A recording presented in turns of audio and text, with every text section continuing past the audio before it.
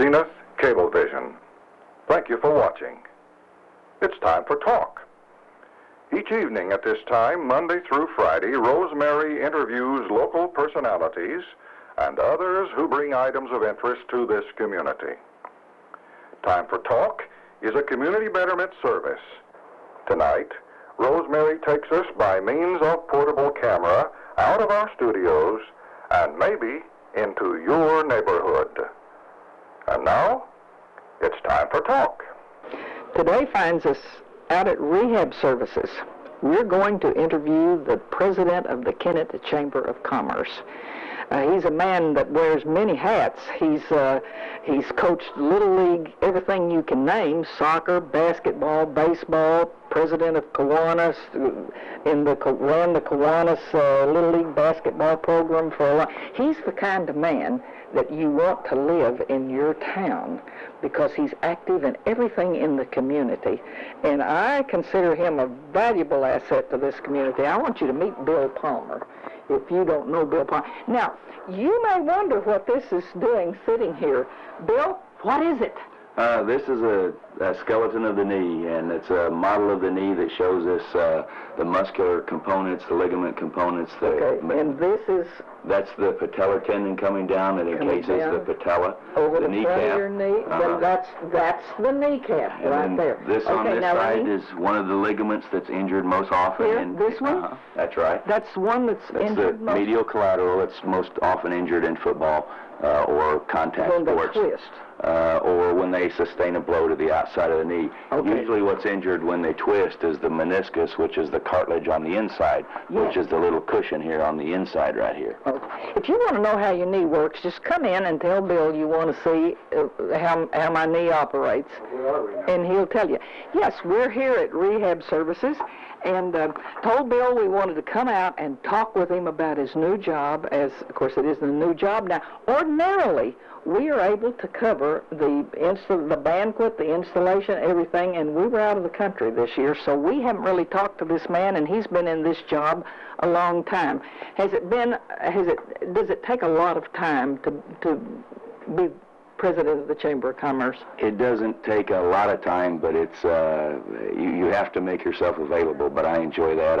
I like seeing people and dealing with people anyway. So do I not see you at every ribbon cutting that we're able to go to? Yes. Just the other day? Yeah, we did Shooter Shack the other day. I can think back to anything from Linda's Salon down on the square to Kentucky Fried Chicken, Fred's, the whole works. And so and I've tried to go to those as much as I could over the past several years since I've been on the chamber board, but I have to make sure I get to them now that I'm the chamber president. I think that's very important. It is important. All right, now what turns out to be, as you see it, the biggest area that you must work in?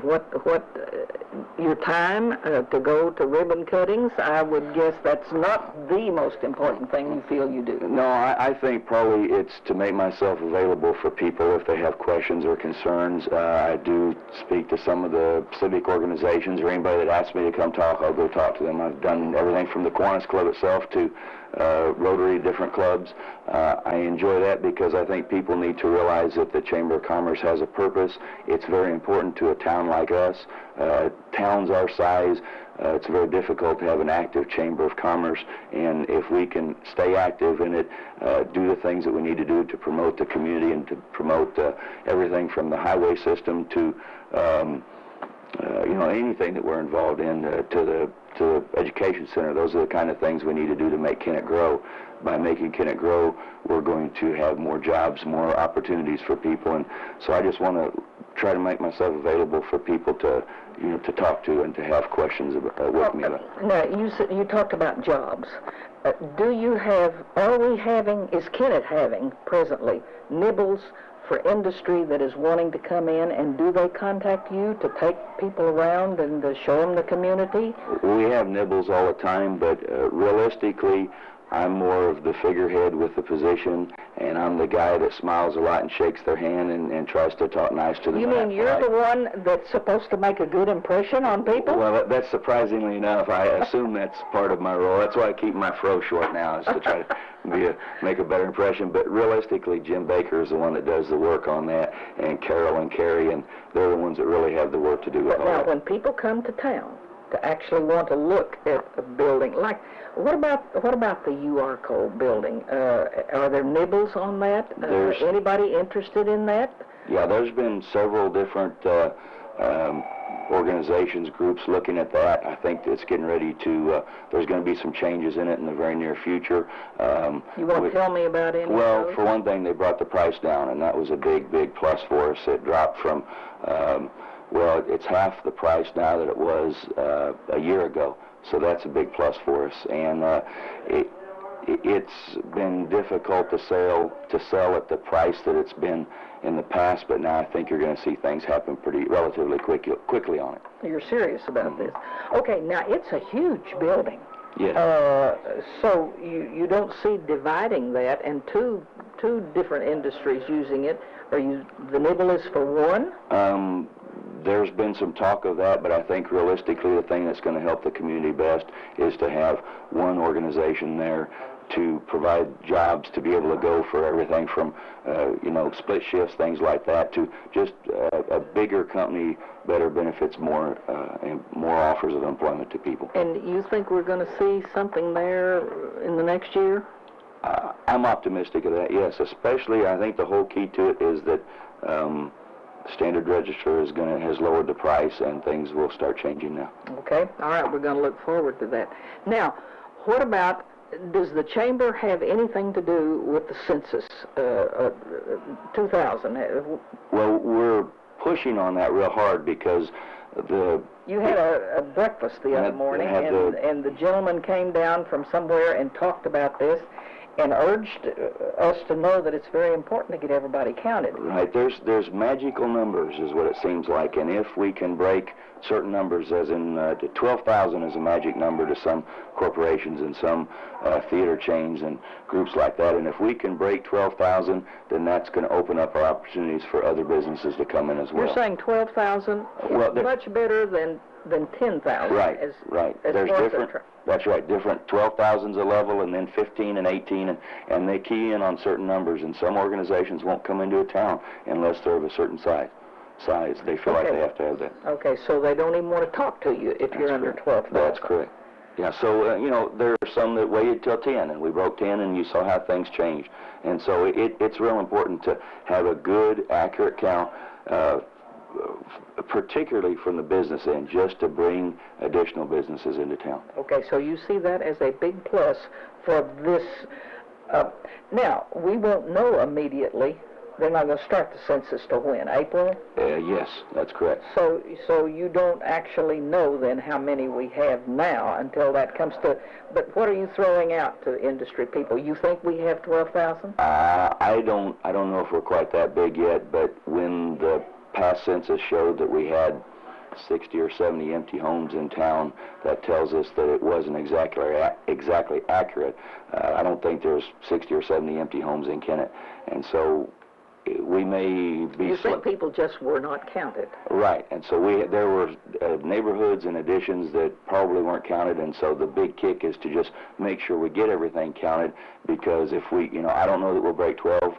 I have my doubts on that, but whatever we end up with, we sure want to get as high of a count as what we can. The man that spoke the other day at the Chamber breakfast seemed very thorough. Of course, I wasn't in on hearing anything about the last census 10 years ago, but he seemed to have everything mapped out to where we certainly would count everybody. Right.